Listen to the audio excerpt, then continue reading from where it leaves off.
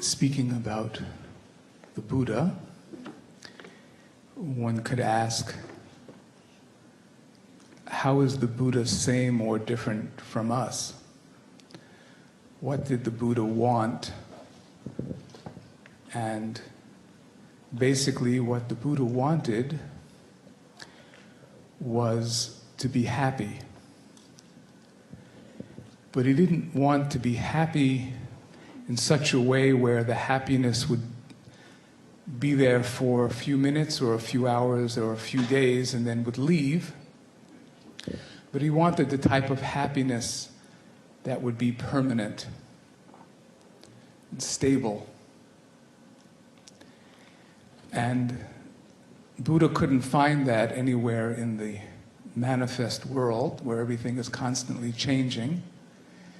He saw that people enjoyed food and they were eating the food, and while they were eating the food, it tasted very, very good. But unfortunately what happened was the meal at a certain point was over, the food was swallowed, and that delicious taste in the mouth was gone. And then what happened was people went on to try to fill their desire for contentment and happiness with everything that they could see, everything that they can taste, everything they can smell, touch. Through all the five senses, they were trying to maintain some contentment, some happiness. But Buddha noticed that through any of the five senses, people were not able to maintain a stable state of peace and contentment and happiness. And he found that situation to be unacceptable. Everyone knows the story about Buddha, I think, that he was born as a prince to Suddhana and Mahadevi were his parents. And he had everything that a prince could want, and his good father tried to save him from seeing anything of a negative nature in the world. But one day Buddha decided to go out on a field trip with a chariot driver. And he started to look around, and even though the king tried very hard to make sure that nothing was in his sight that would upset him, it's turned out that he saw someone that was sick, he saw someone that was old, he saw someone that was in the process of dying, and he saw someone who was being carried away to be cremated. And he realized very, very clearly that what happened to these people were also going to happen to me. And he became very frightened. Just became frightened. He didn't want to get sick. He didn't want to grow old. He didn't want to die. And he wanted to find, if at all possible, a life that was non-ending and unconditioned by anything of the relative world.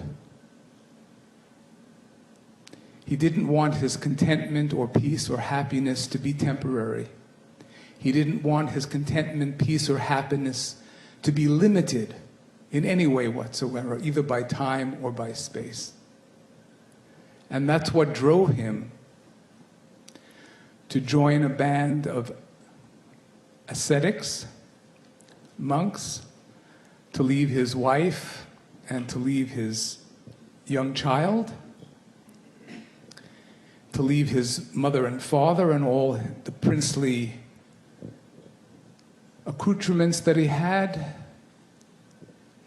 and went out into the forest and joined a group of people that were very, very serious about leaving behind the temporary finite world. And he joined this group for about 6 or 7 years. And they practiced very intense austerities. They starved themselves practically to death.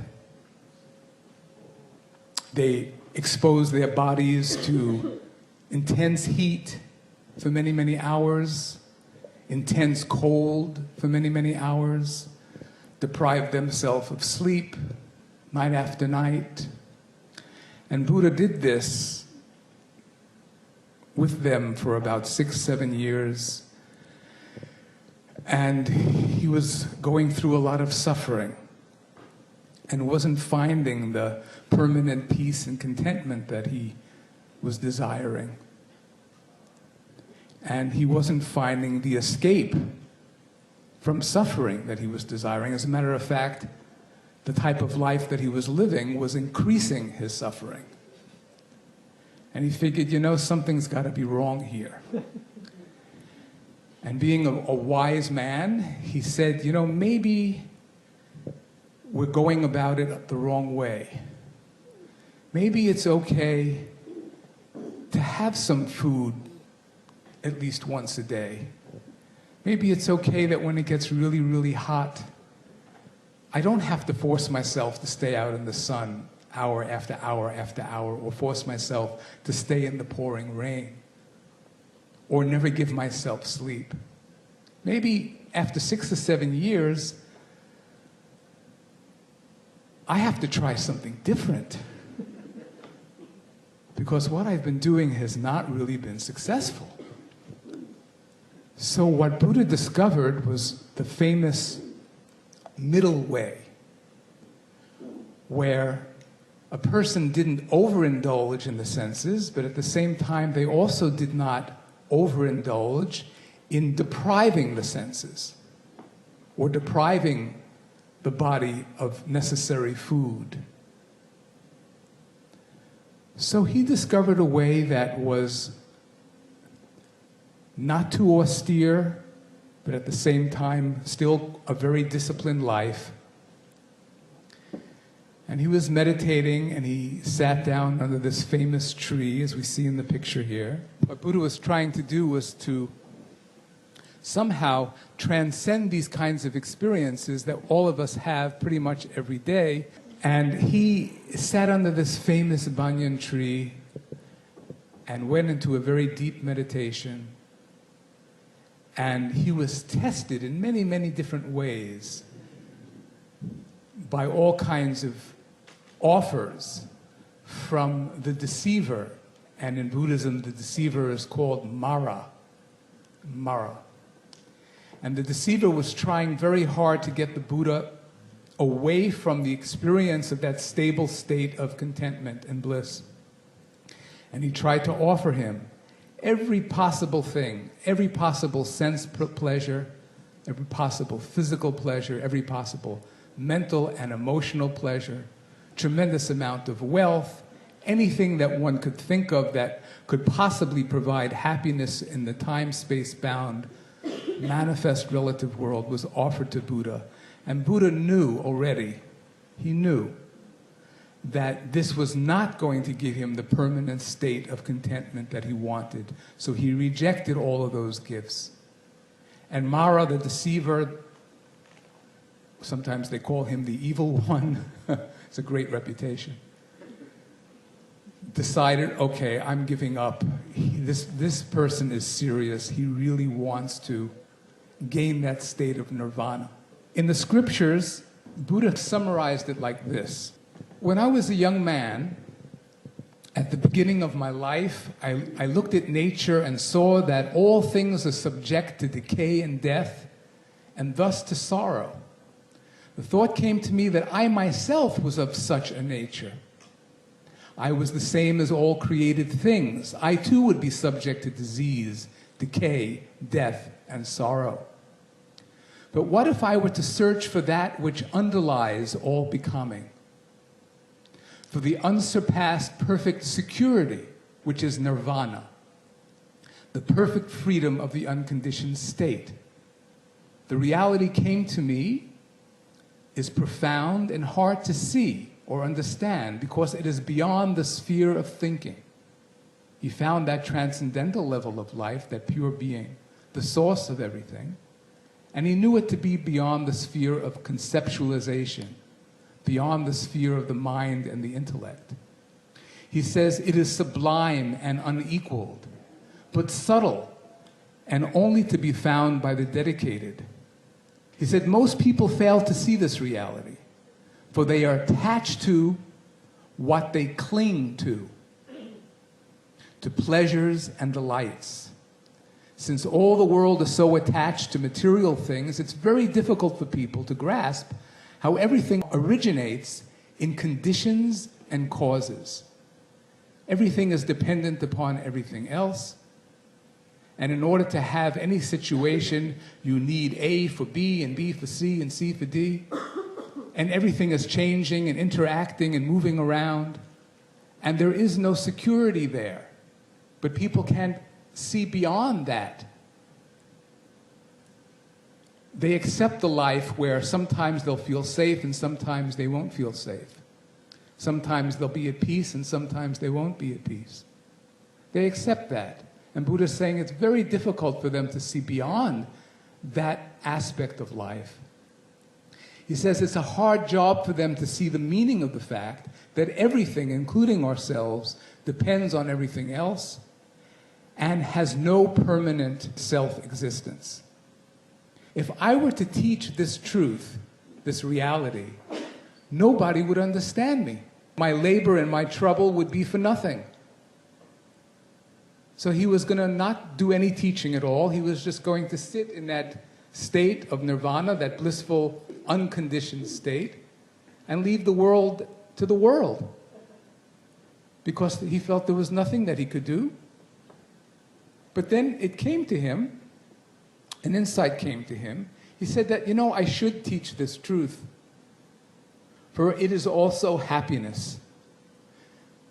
There are people whose sight is only a little clouded, and they are suffering through not hearing the reality. They would become knowers of the truth. It was in this way that I went forth to teach. It reminds me of how Maharishi said that even if one person in 100 hears the message, then it was a good use of time to go and speak to those 100 people, even if just one heard. And Buddha knew, he knew intuitively, that there were some people who would be able to hear about that which is beyond the sensorial level, beyond the mental, intellectual, and emotional level, and be able to achieve a state of stability that exists beyond the changing values of all time and space. And he said, for those who are ready, the door to the deathless state is open. You that have ears, give up the conditions that bind you and enter in. The Buddha was a very, very dynamic figure, extremely dynamic figure. People would just look at him and just say, teach me. I don't care what you teach me, but just teach me. Because he had a glow about him, a confidence about him, a deep security about him, a fearlessness about him, doubtlessness, no worry, no anxiety, no fear. He just lived in the moment in peace because of his achievement of that unconditioned state of nirvana. So people were drawn to him. And he taught many people over approximately 50 years in various parts of India. And many people gained enlightenment because of Buddha. And Maharishi said some things about Buddha that I would like to share with you. These are some quotes from Maharishi from his commentary on the first 6 chapters of the Bhagavad Gita. And this is what Maharishi said about Lord Buddha. When the philosophy of the integrated life, integrating the absolute with the relative, restored by Lord Krishna, was lost from view, the idea grew that everything which life can offer is present on the obvious levels of existence, and that it would therefore be useless to aspire to anything that might lie deeper than external appearances. Society became dominated by this superficial outlook. Insight into reality was lost, the sense of right values forgotten, and the stability of life destroyed. Tension, confusion, superstition, unhappiness, and fear prevailed. Lord Buddha came to remedy the situation. Finding the field of action distorted, he came with a message of right action. And speaking from his level of consciousness established in being, in eternal freedom, nirvana, Lord Buddha taught the philosophy of action in freedom. He advocated meditation in order to purify the field of thought through direct contact with being and bring the state of right action in society. Lord Buddha's message was complete because he incorporated the fields of being, thinking, and doing in his theme of revival. But because his followers failed to correlate these different fields of life in a systematic manner through the practice of transcendental meditation, and when Maharishi is using the word transcendental meditation here, he knows that in those days it was not called transcendental meditation, but he was talking about a transcending process where the mind went beyond all the boundaries of both gross and subtle manifest creation, transcended even the subtlest level of manifest creation, and had a direct experience of the unconditioned state, the state of nirvana. That process of transcending he's referring to as what we commonly know today as transcendental meditation. They fail to correlate these different fields of life in a systematic manner through transcending, and realization of being as the basis of a good life became obscured. The whole structure of Buddha's teaching not only became distorted, but it was turned upside down. And I'll show you as we go on in the course how his teaching about meditation was literally turned upside down, and how his descriptions of the enlightened state were also turned upside down, and how what people tried to do to gain enlightenment after the Buddha was misinterpreted. Through that misinterpretation, the application of Buddha's teachings became extremely distorted. And we'll explore that as we go forward. Maharishi puts it this way. He said, the effect was mistaken for the cause. Right action came to be regarded as the means to gain nirvana, whereas right action is in fact the result of this consciousness in freedom. It has been the misfortune of every teacher that while he speaks from his level of consciousness, his followers can only receive his message on their own level, and the gulf between the teaching and understanding grows wider with time. The teaching of right action without due emphasis on the primary necessity of realization of being is like building a wall without a foundation. It sways in the wind and collapses before long. Within 300 or 400 years, all real connection between the essential teachings of Lord Buddha and the daily life of his followers had disappeared. Insight into the principle of the integrated life was again lost. Having forgotten the prime importance of realizing being, society became immersed once more in the superficialities of life. I just want to share with you something from this really excellent book by one of the very great scholars of Buddhism, who himself became a Buddhist. His name was Edward Cones. It's a book called Buddhism, Its Essence and Development. And I just want to share a short passage of that. He's speaking about the decline of the knowledge of the Buddha's Dharma, the Buddha's teaching, about how to gain the state of full awakening. Now, the old wisdom school is that school which had the most direct historical connection to Lord Buddha, to Siddhartha. By the way, you know, Siddhartha was his name, his first name, and Siddhartha means one who will achieve his desire, one who will achieve his goal. And the Buddha's last name, his family name, was Gotama. And the meaning of Gotama means excellent ox. And if you excellent ox. And if you had an excellent ox in those days, you were doing very well. So to be called an excellent ox was a very high compliment.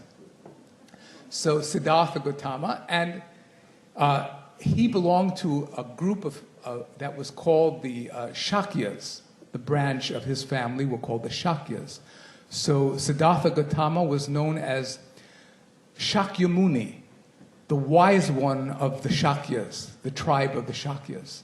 So it says here, the very methods which the old wisdom school had advocated about 300 years after the Buddha's nirvana, meaning after the Buddha's passing, the teaching began to lose much of its efficacy. In the beginning of the order, we hear of many who became arhats. Arhats means perfected beings, people who achieved the fully awakened state, achieved the state of enlightenment. Some of them with astonishing ease. As time went on, however, fewer and fewer cases are recorded in later writings. In the end, as shown by the prophecies in some of the Buddhist scriptures, the conviction spread that the time for arhats was over. The cream had been taken off the milk. The scholars ousted the saints, and erudition, scholarly learning, took the place of direct attainment of enlightenment.